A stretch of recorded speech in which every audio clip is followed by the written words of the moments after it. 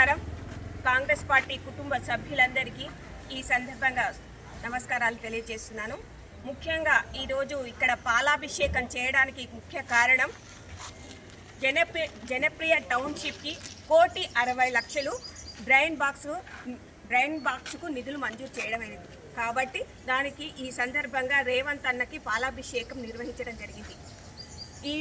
ఇక్కడ నిన్న ఒక బీఆర్ఎస్ నాయకులు వచ్చి కొబ్బరికాయ కొట్టి ఓపెన్ చేశారు. కానీ ఈ ఓపెన్ వాళ్ళు మాత్రం చేశారు. కానీ ఈ నిధులు చేయడానికి ముఖ్య కారణం ఉప్పల్ నియోజకవర్గ మా కాంగ్రెస్ పార్టీ ఇన్ఛార్జ్ శ్రీ మందముల పరమేశ్వర్ రెడ్డి అన్నగారి సహకారంతోనే ఈ నిధులన్నీ ఇక్కడ మంజూరు అవుతున్నాయి.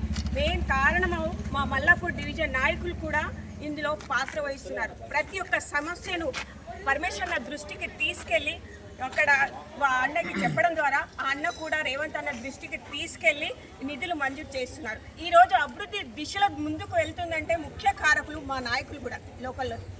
ఇంకోటి సొమ్మొకటిది సోపొకటిలా తయారైంది. తెచ్చేది ప్రజాపాలనలో కాంగ్రెస్ ప్రభుత్వం. కానీ మేము తెస్తున్నాము అని కొబ్బరికాయలు కొట్టి శంకుస్థాపన చేస్తున్నారు.